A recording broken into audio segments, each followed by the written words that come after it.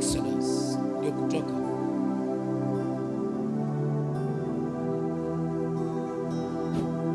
Kutoka 22 mstari wa 20. Mtu atakayemchinjia sadaka Mungu yeyote isipokuwa ni yeye Bwana peke yake, na aangamizwe kabisa. Wengine wanachukua nafasi kwenda kufanya masabako wenzao kwa ajili ya kukatisia maisha. Wengine hawataki, wengine mazuri, wanaenda kwa waganga watafutia mabaya kupitia kuchinja na kuambia kwamba unastahili kupata laana. Ile Yesu alitengenezewa ilikuwa moja tu. Yesu mwenyewe alijifanya lisaba, akakufa kwa ajili ya dhambi zetu. Sasa wewe na mimi hatustahili kwenda kutafuta kitu kingine tujije kwa ajili ya kitu fulani, haiwezekani. Unanichinjia kuku ili niangamie, unaniwekea dawa ili nipate shida. Yesu alikubali mwenyewe kujiweka lisaba kwa maisha yetu ili tupate kuokolewa, na tumeokolewa kwa ajili ya damu ya Yesu.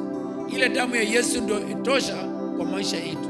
Lolote litaka kuwa mbele yako, damu ya Yesu inatosha. Usikubali kuchanganywa na mengine yenye haistahili. Wakorintho wa pili 5:14, Kolosai 1:10 inasema, mwenende kama ulivyo wajibu wenu kwa Bwana. Tuende katika wajibu wetu kwa Bwana. Tukija kwa Bwana tuende kwa wajibu wake, mkimpendeza kabisa. Na sisi tuwe watu wa kumpendeza huyo Bwana kwa matendo mema, mkizaa matunda kwa kila kazi. Tuwe watu wa kuzaa matunda mazuri kwa kila jambo litokalo kwa mdomo wetu, na kuzidi katika maarifa ya Mungu. Na tujaribu sana kuzidi kwa uwezo wa Mungu ama maarifa ya Mungu. Tuzidi kutenda na kuzaa matunda mema kupitia huyu Mungu wetu, kupitia huyu Yesu wetu, kupitia wokovu wetu. Kubeba bandu bokubana na matunda malai. Munomuoma matunda shenakale mu kila wakati wanazungumza hili neno. Wewe ni Mkristo umeokoka, lakini atokayo kwa mdomo wako imeoza. Hata wewe ni pasa, lakini upasa wako umeoza.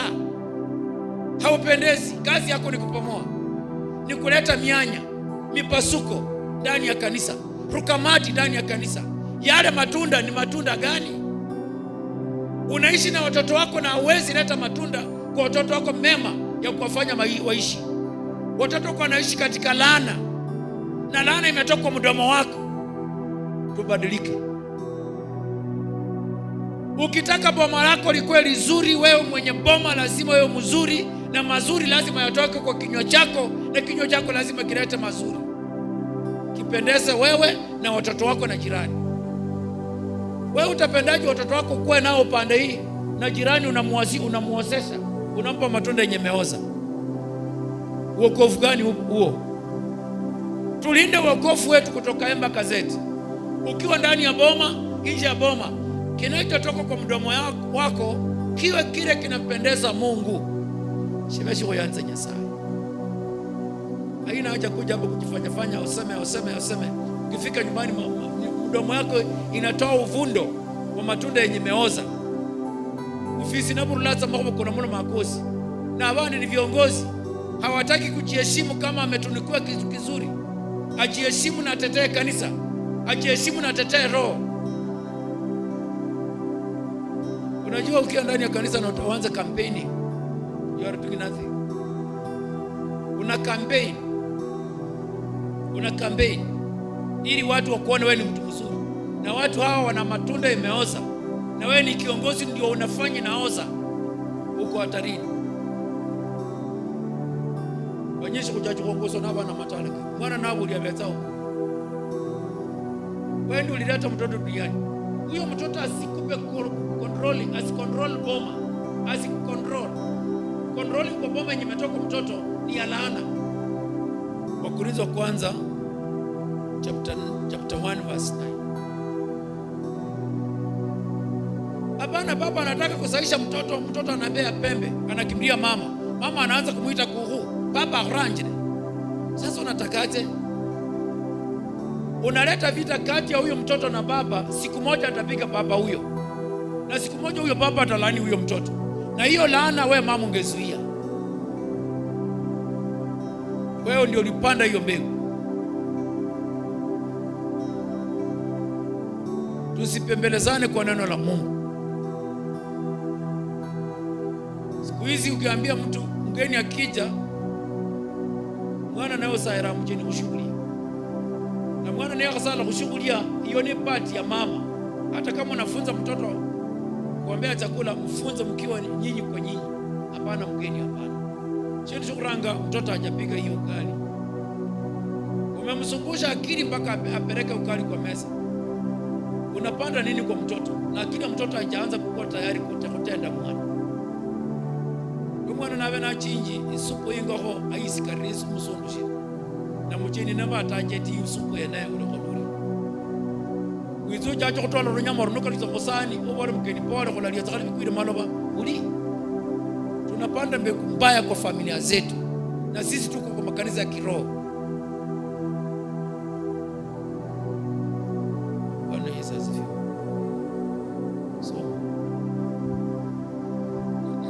Korintho wa kwanza 1:9 inasema, Mungu ni Bwana wetu, Mungu ni mwana wetu Yesu Kristo.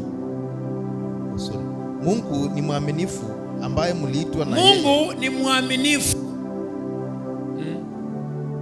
ambaye mliitwa na yeye muingie katika ushirika. Kwa uaminifu wake Mungu akatuita sisi tuingie kwa ushirika wake, tuwe tunashirikiana na yeye kwa ushirika moja.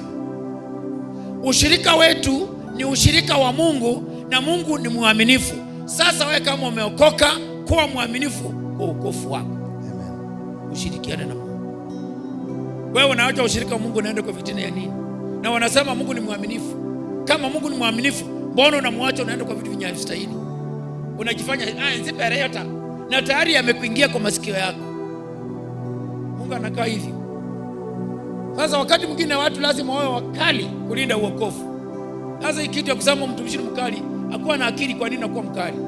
Kama Mungu ni mwaminifu, ametuweka kwa ushirika wake, na wewe hutaki kuwa mwaminifu, una ndimi mbili, unataka tukaache na wewe kwa meza moja, hatutaelewana. Tuwe kwa meza moja na tuwe tuelewana. Nilishasema mara kwa mara, mimi sina shida. Shida ni wewe mwenye hujanielewa. Ungelinielewa ingekuwa vizuri. That's why wakati mwingine Yesu alikuwa na hard time. Hata watu wakwao hawakumwamini, hawakumuelewa.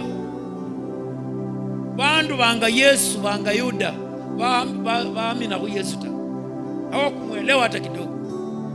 Sasa kanisa saa zingine nakosa wakati wa kunielewa kwa sababu hawanijui. Wale wanaonijua wananielewa, na ukinielewa sina shida. Sasa ni heri hata nibaki peke yangu, lakini niwe nimejielewa, chenye nafanya kitanielekeza mahali. Kuna watu wengi kanisani wenye hawaendi mbinguni, ni kazi bure. Kuwa na watu wachache wale watakuwa na uaminifu. Mimi kila wakati nasemanga, hata mimi nafunjikanga. Ukija kwangu nafunjika lilo na naona kweli ni kosa, msamaha. Hata kuna wengine nilienda extend ya kupigia magoti kiushike mikono yao, unisamehe.